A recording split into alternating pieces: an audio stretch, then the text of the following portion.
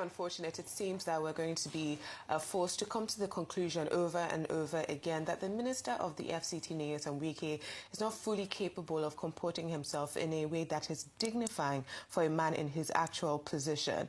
Now, what we saw on Thursday and even what we saw in his press conference is a bit of the show that we are used to when it comes to Wike. Now, if we go back to, the actions in when it comes to the disputed land in Abuja, when you see someone who is a leader, you expect them to carry themselves with a certain level of decorum. I remember as a child, I was taught that you cannot demand respect. You command respect by way of how you carry yourself, by way of how you treat others and how you speak to others.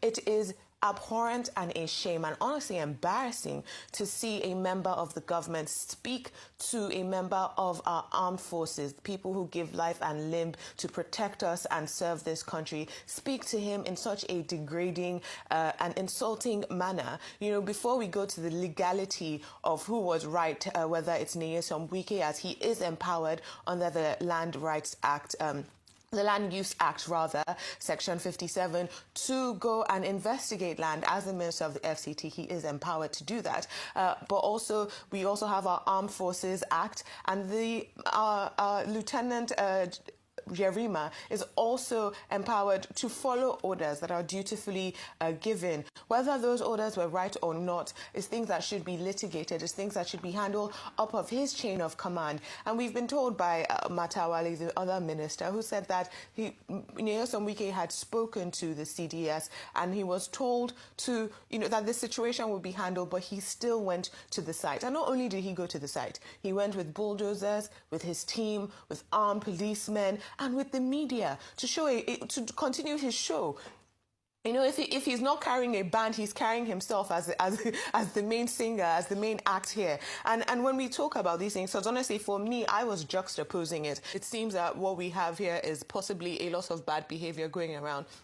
But as a representative of the president, as a representative of the chief of staff, as a representative of the government, Wike's comportment was truly embarrassing, and for him to now have to come back and say, oh, I didn't mean he was a fool, what I was trying to say is this, is really unbecoming for a member of Tinubu's cabinet. And I look back, because we're going to talk to Mary Chinda later about the PDP, and people often talk about the PDP crisis and how Atiku Abubakar did not make Nyesom Wike his vice president, presidential, or running mate rather. And when we look at how he carries himself as the Minister of the FCT, we understand why. And beyond us just thinking about this land issue, because land issue in FCT has been a topic that comes up over and over again, particularly under Nyesom Wike, we must also think about how the FCT is being run. You drive from Maitama to Asokoro, you don't see streetlights working until you get to Asokoro, where some of the ministers live.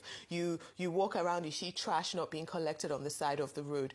The green areas are disappearing. And if Abuja gets smelly... And what about the cows? And everywhere. The cows, yes. But even these functions, the cows, at least that one I'm even used to from before. But if the trash is littered on the street, the trees are being excavated, when Abuja now gets hot and smelly, we're going to act like it's a natural occurrence, like we did not see it coming down the line. If someone is doing projects and carrying a band to pave roads, but they don't put street lights on those roads, are we being serious as a nation? Well, I mean, I look at it, very briefly because of the other stories that we have. Like you said, it's a two-way thing.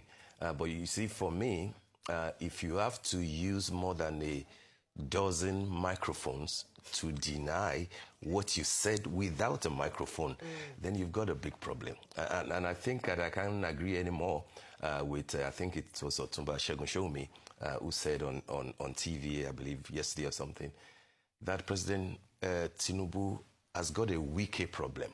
And I hope that he will take a careful look at what is going on and how this minister is conducting himself repeatedly. You recall that one of the former ministers of the Federal Republic, your good friend, the Minister of Women Affairs at the time, also behaved in a similar thing. Heard that something was going on without her knowledge from her ministry, and then she rushed down there. This idea that the authority of the office resides in your personality in government, it is wrong. It is quite wrong, and I think that that's the nonsense that drove Wike to imagine, after he had been advised by his colleagues in cabinets, by people that he spoke to, and then by his own staff, that this is what we encounter. You know, I believe that common sense would have prevailed to say, let me speak with his bosses and then use processes and procedure to deal with the issue, but not to go like a gangster, guns blazing almost, you know, with all your police officers and everything, and then thinking that you can bulldoze your way against military officers. I do not, of course, support the idea that seems that the military, one way or the other, whether they're in service or retired, cannot subject themselves to the rule of law, yes, or to being scrutinized or to being challenged. And I hope that the opportunity will present itself for Wike, you know, to do the proper thing. But then this idea of behaving in a manner that is unbecoming of a minister, definitely unbecoming of a governor, you know, when he was governor, I think it has to stop. And it is left to President Tinubu, you know, to take a look at it. When you have people who have spent more than 24 years in government, there's a time that they get to that they think that they have become the state or they have become the authority themselves. Wike should watch it. Well, all eyes are on Ibadan, the Oyo State capital, ahead of the National Convention of the People's Democratic Party, which is expected to begin today. In the twists and turns preceding the convention, an Oyo State High Court in Ibadan has delivered a fresh endorsement directing the